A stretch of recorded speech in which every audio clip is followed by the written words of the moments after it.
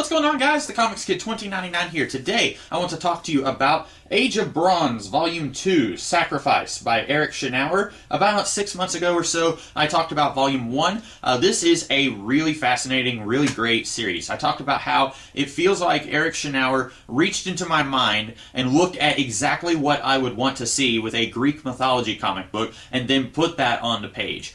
This is a very long comic book about the Trojan War, starting with the birth of Paris, and then Paris finding out that he is a prince of Troy, starting there, and then moving into the Trojan War. And I don't remember if I actually talked about the ending of Volume 1 when I did my video last year, but the ending of Volume 1 has all of the Achaeans gathered in their ships under the leadership of Agamemnon, who is the High King, and they are ready to go to war with Troy. And so I thought, based on what little I know about the Trojan War from mythology, I thought, okay, the next few volumes in the series are going to slowly play out over the course of 10 years as they lay siege to the city.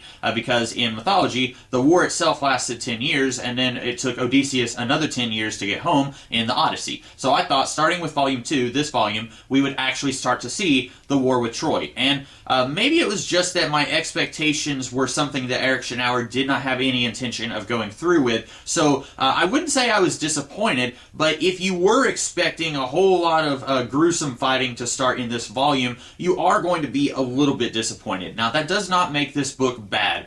This is still very solid. I really like everything that this book is doing, but if you end Volume 1 and you see all the 10,000 ships ready to go to war with Troy, and you think Volume 2 is going to be them going to war with Troy, you are going to be a little bit disappointed. So just temper your expectations a little bit going into this, and I think you will enjoy this as much as you enjoyed Volume 1. I think whenever I finally get all of this series that has been put out, and I reread everything that I have, I will enjoy this a lot more, knowing the direction that Eric Shanower was taking the series. But basically, this whole book kind of does a filibuster on the war, where the Achaeans, they want to go to war with Troy, but little things keep getting in the way. The wind is kind of keeping them from getting there. There's some stuff there I won't talk about. I'll let you guys read it for yourself. But overall, I really like this book. I like that it gets into Agamemnon's character a lot, because if you don't know the Trojan War from anything except for the movie Troy with Brad Pitt, Agamemnon is the closest thing that movie has to a villain.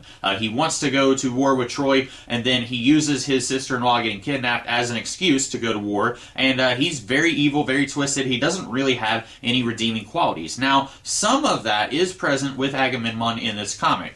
He does use his sister-in-law getting kidnapped as an excuse to go to war, so that he can kind of take advantage of the trade routes and the supplies and stuff at Troy, but he's not a mustache-twirling evil villain like he was portrayed by Brian Cox in the movie Troy.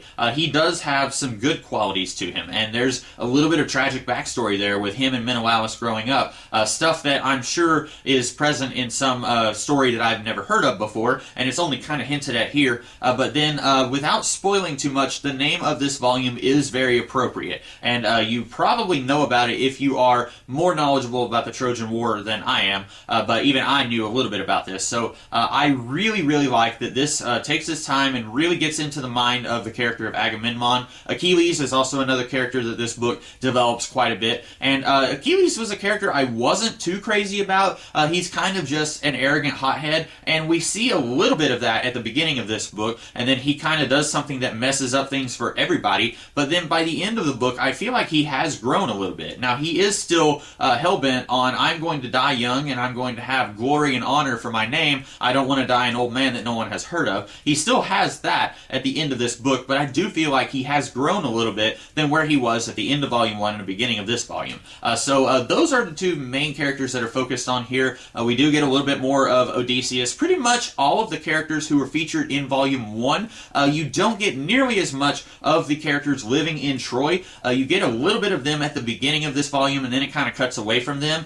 So you do get to see a little bit of Helen first coming to Troy, but then after that, we are focusing on the Achaeans. So if you like the Achaeans and their side of things, you're going to like this volume quite a bit, because I feel like this focuses more on them than the previous volume did. But I like this, and I am going to continue reading this series. I am very much looking forward to it, and I was actually looking to see what the status was on this series, because it's been on hiatus for a little while now, and I did see an article from maybe a year ago that said that this series was going to to be returning and that it was being reprinted in color. Now, personally, I actually prefer it in black and white. That's how it was when it first came out, and I think it looks absolutely breathtaking in black and white. I don't know if it would look as good in color. I haven't seen any of what it would look like in color, but just looking at some of the art in this book, I think it looks so much better in black and white than it could ever look in color. So, me personally, I really hope that if he does finish this series, I hope he doesn't try and finish it off in color. That's just my personal preference. But it does seem like he does have intentions to return to this series. His artwork is very methodically done. It's very beautiful art, and I do not blame him for taking his time doing this art. I would not want to see him rush it at the quality of the artwork here, but I do like the art. I'm not sure how long it will take him to finish this series. It might take him another 10 years with how long it would take him to do the art here. And if the quality of the product is worth it, then I'm willing to wait. But anyway, that's about all that I have to say about Age of Bronze Sacrifice. I hope that you guys liked this video, and if you did, be sure to like, share, comment, and subscribe, and I'll be back later with other videos this week. In the meantime, you guys have a great rest of the day. Catch you later.